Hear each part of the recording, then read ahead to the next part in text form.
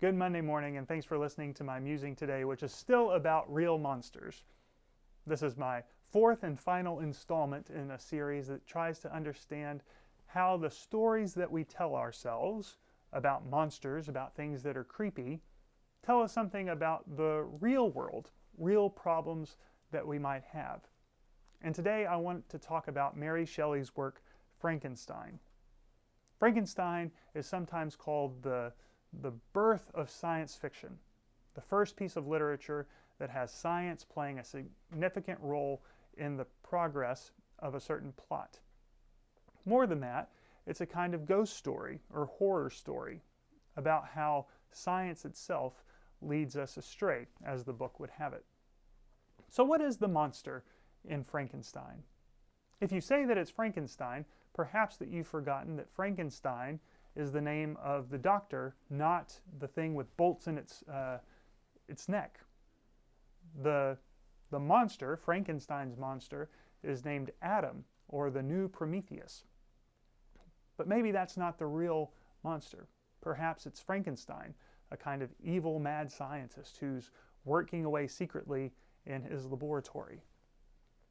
So how do we understand the role of science as the boogeyman, or the mad scientist as the boogeyman, or maybe the creations of a mad scientist as the boogeyman? Somehow, Frankenstein, even written in the 19th century, poses questions that we still face today about artificial intelligence, life after death, having sentience in otherwise non-sentient things like dead flesh, and other iterations of things like Frankenstein might suggest that we download our intelligence into computers, machines.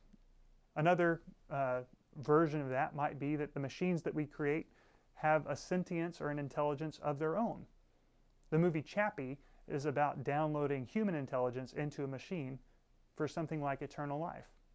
The movie Her is about someone who falls in love with the personality in a cell phone.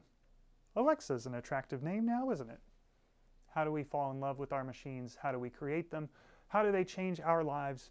And how do we change theirs, perhaps? These are some of the questions about real monsters and real fears that humans will have to face. And that's what I've been musing about. If you've never heard the word posthumanism, that's something I have a few more things to say about. And the story of the creation of Frankenstein is an awfully interesting one. So if any of those things catch your attention, maybe you'll stick around for a bit longer.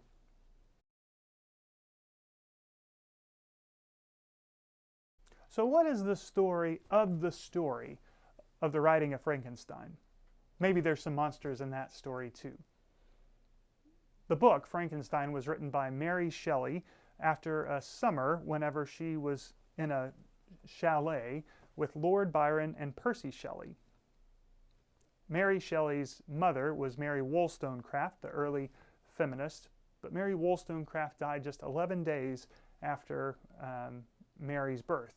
So Mary grew up without a mother, with a life that was blanketed to some degree by death.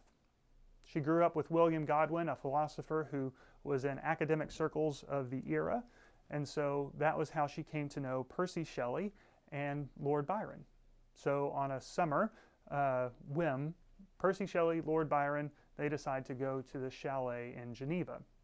But it was hot and it was rainy, and that left the three of them in closed quarters around a fire for a lot of that trip.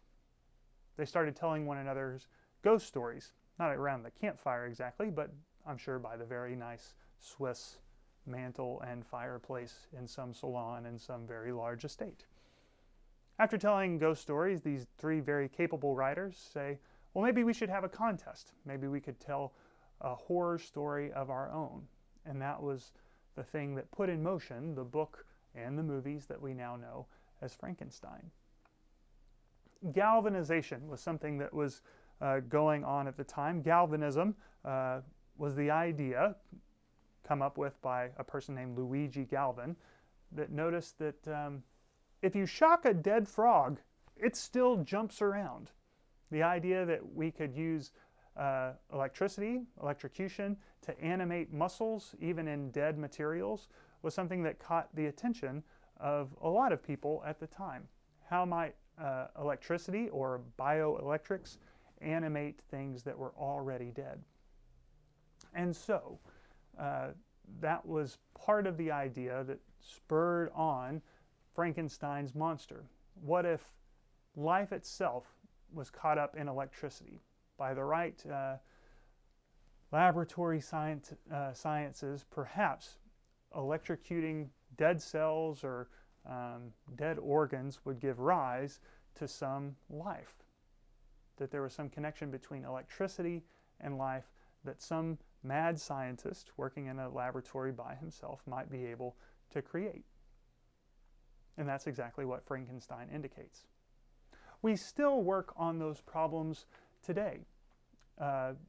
We seek to grow organs in labs. Wouldn't it be wonderful if we could use bovine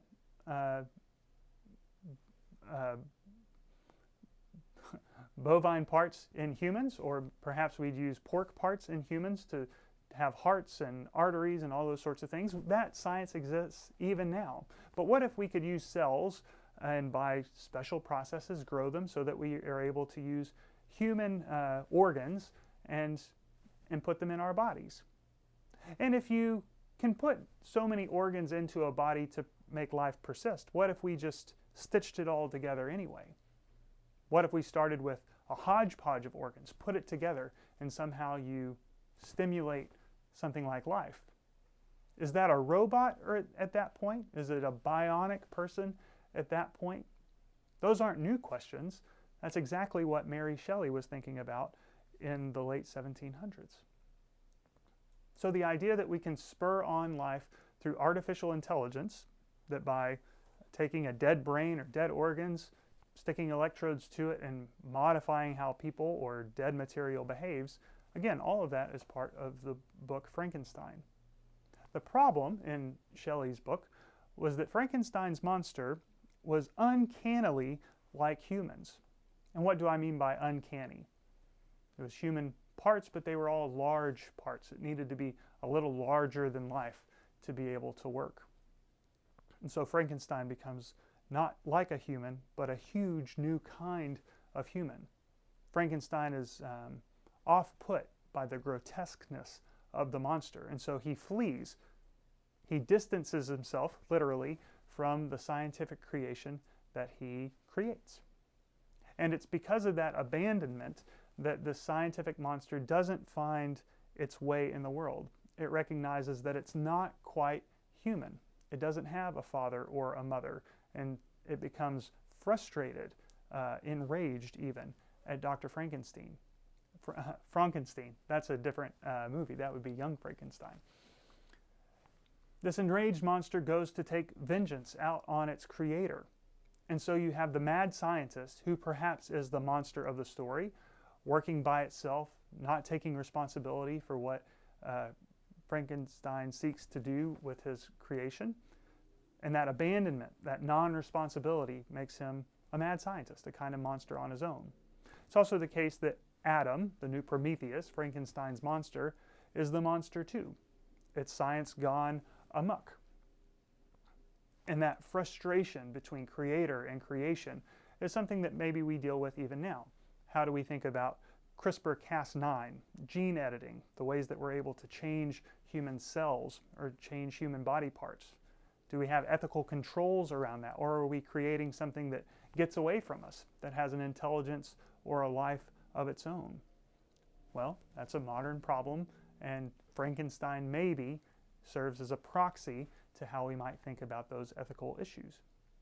What about the movie Chappie? If we have brains of a certain sort, of intelligent beings, and we just take the brain, or maybe not even the brain material, just the intelligence, if that sits somewhere other than the gray matter, if we could somehow download that intelligence into a computer, a machine, it would be like a human, but it's not human. In some ways, we know that we can replace human parts with titanium knees and different hips.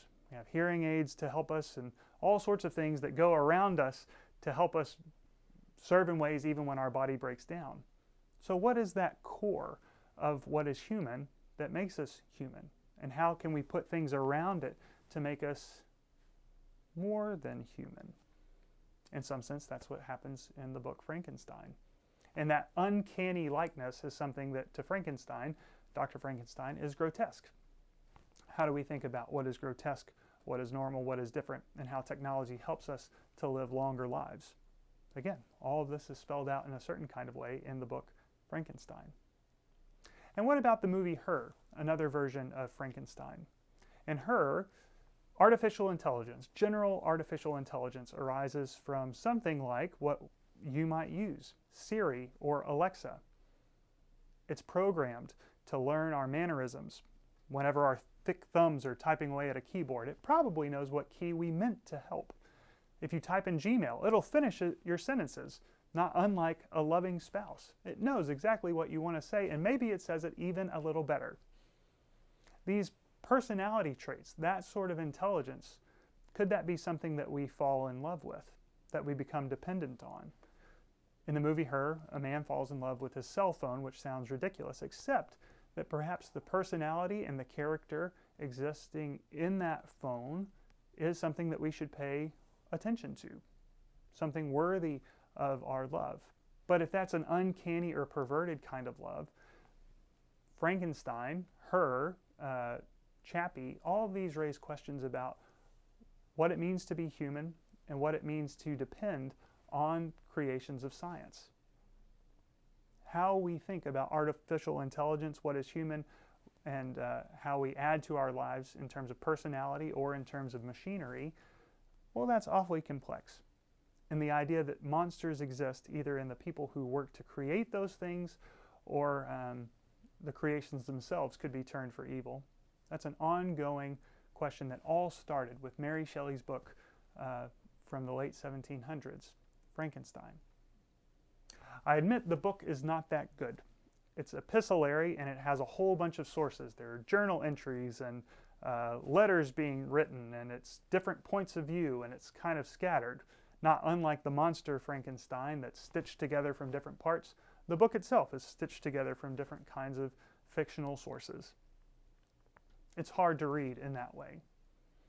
And it has the monster and the scientist meeting on a trip to the Arctic at the period of romantic writing, not in terms of love writing, but in the ways that nature serves as some sort of pristine reset that is all aright while science goes wrong. Well, Frankenstein is kind of that way. We have that in our society too. If we're better connected with nature, if we learn nature's rhythms, maybe that would set us aright. But that means something like turning away from hearing aids, metal hips, cochlear implants. How do we understand what is, quote, natural, and how do we understand the value that science and scientific creation brings to us? All this is a part of us understanding what is monstrous and what is helpful.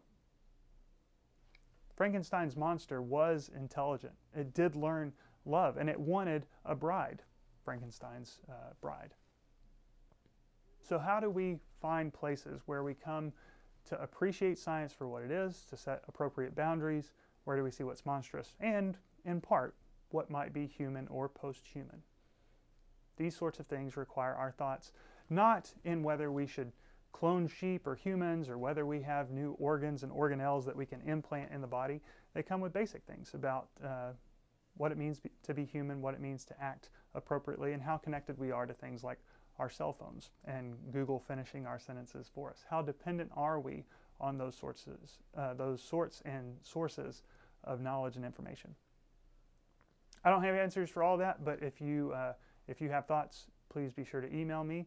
You can get me at Gmail. Google knows the answer to everything, and I find it incredibly helpful. I don't know what that means for being human, but I do know that you can email me, and I would appreciate your emails. This was winding and meandering, but this is our last monster to talk about because I think it's one of the more pressing issues. Automation, electrocution, how we have machines and energies that shape our world and shape us. I think that's pressing and a good place to land so that you're not musing about it just today, but you're musing about it in the weeks and months ahead. Thank you for putting up with all this monster talk. It's been fun for me, and I hope it's been interesting to you. Next week, I'll see you again, and I'll be musing about something else that's not so monstrous. See you next Monday.